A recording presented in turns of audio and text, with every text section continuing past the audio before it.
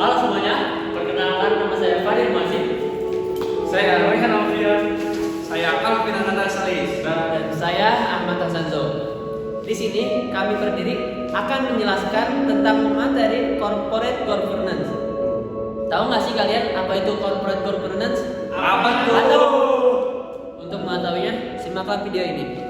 Jadi corporate governance ini adalah sebuah istilah yang pertama kali diperkenalkan oleh Komite Cadbury nih pada tahun 1992. Dalam laporannya yang dikenal sebagai Cadbury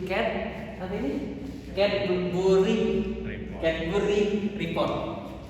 Jadi laporan inilah yang menentukan praktik corporate governance di seluruh dunia. Adapun ini adalah salah satu penyebab terbentuknya corporate governance ya, yaitu adalah karena adanya krisis keuangan terparah di dunia. Krisis pertama yang mengakibatkan corporate governance ini tercipta adalah krisis kredit tahun 1772 yang terjadi di London, di mana salah satu bank yang berperan besar pada saat itu mengalami krisis diakibatkan banyaknya peminjam tanpa seleksi yang ketat, namun mereka tidak dapat membayarnya. Lanjut teori good corporate governance, yaitu ada dua teori. Itu yang pertama teori dari stewardship teori, yang kedua adalah agensi teori. Tujuan dari good corporate governance di sini akan ada tujuan-tujuannya, ada 4 yang di sini yang diterangkan, yaitu melindungi hak dan kepentingan pemegang saham yang pertama. Yang kedua adalah melindungi hak dan kepentingan anggota stakeholders. Yang ketiga, meningkatkan nilai organisasi atau perusahaan. Yang keempat, meningkatkan efisiensi dan efektivitas kerja dewan pengurus dan manajemen perusahaan. Nah, kalau ini adalah stakeholders yang dimaksud dalam poin kedua, itu melindungi hak dan kepentingan para anggota stakeholders. Terus manfaat yang terakhir saya jelaskan di sini adalah manfaat corporate governance. Jadi manfaatnya ini di sini tertera 6 manfaat. Yang pertama itu good corporate governance, yaitu corporate governance memberikan kontribusi terciptanya kesejahteraan masyarakat, pegawai, dan stakeholder sama shareholders atau investor, terus suppliers, employers, local communities, governments dan public bodies, NPOS atau NGOS, dan global environment. Good corporate governance, yaitu adanya landasan hukum, perlindungan atas hak anggota, perlakuan yang adil terhadap anggota, perlindungan atas peranan stakeholder, pengungkapan informasi secara transparan, akurat dan tepat waktu, sistem audit, prinsip kerahasiaan, etika bisnis dan korupsi, dan perlindungan terhadap lingkungan hidup.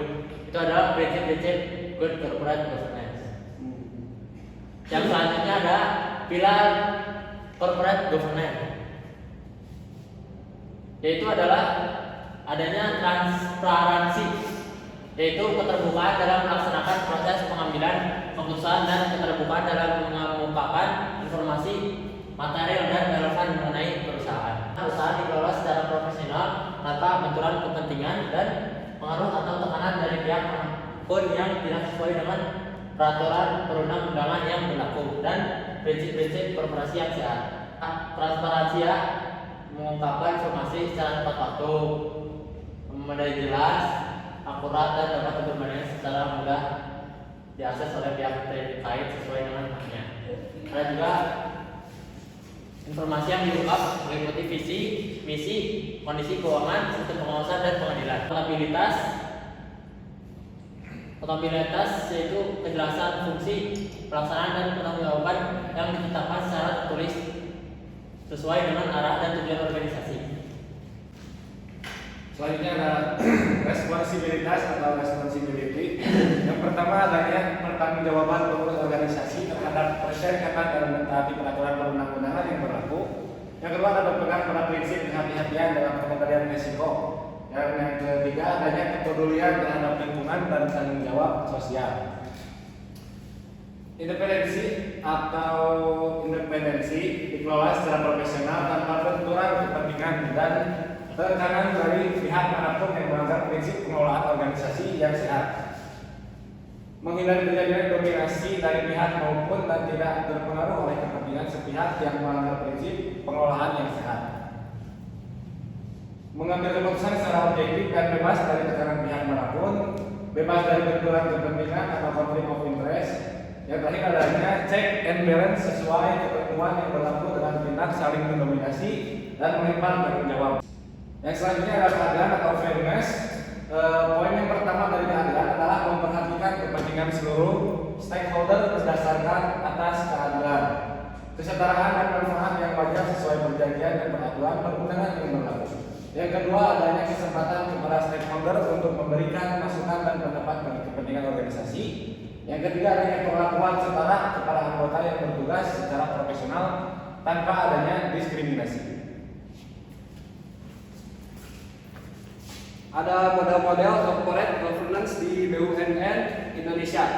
Ada principal agent model agency theory. Korporasi dikelola untuk memberikan win-win solution bagi pemegang saham sebagai pemilik di satu pihak dan manajer sebagai agent di lain pihak.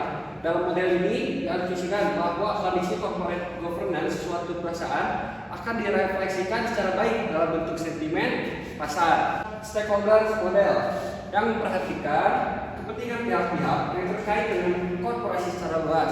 Artinya, dalam mencapai tingkat pengembalian yang menguntungkan bagi pemegang saham, manajer harus memperhatikan adanya batasan-batasan yang timbul dalam lingkungan di mana mereka beroperasi, di antaranya masalah etika dan moral, hukum, kebijakan pemerintah, lingkungan hidup, sosial, budaya, politik, dan ekonomi. Ada bagian keuangan dan akuntansi. Adanya intervensi pemerintah dalam kebijakan investasi BUMN. Bagian organisasi, kriteria pembentukan anak perusahaan masih belum jelas. Belum adanya kejelasan sarana hubungan antara direksi dengan induk perusahaan dengan direksi anak perusahaan. Itu yang saya jelaskan adalah kendala penerapan good corporate governance di BUMN. Baik, saya akan membahas contoh kasus dari Good Corporate Governance. Direktur Utama PT Garuda Indonesia di tahun 2019 menyalahgunakan jabatannya dengan kasus penyelundupan sebuah motor Harley Davidson dan 2 buah sepeda Brompton yang menjadi sorotan publik.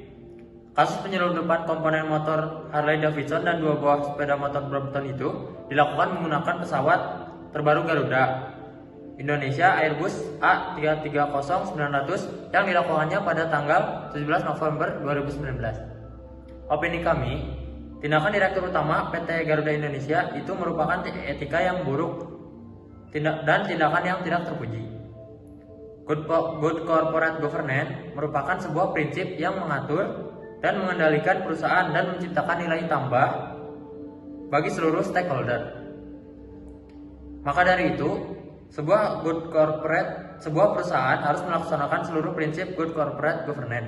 Suatu perusahaan harus dapat memperlihatkan tata kelola yang baik, dibutuhkan akuntabilitas serta transparansi di hadapan masyarakat, sehingga informasi yang diterima oleh masyarakat harus tepat dan akurat.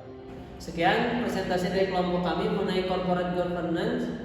Mudah-mudahan Bapak, penonton, dan teman-teman semua yang menyaksikan dapat dimudahkan untuk mengerti mengenai corporate governance dan mengerti mengenai studi kasus yang kami bahas. Semua kebenaran dari Allah dan juga kesalahan dari kami. Wabillahi taufiq wal hidayah. Assalamualaikum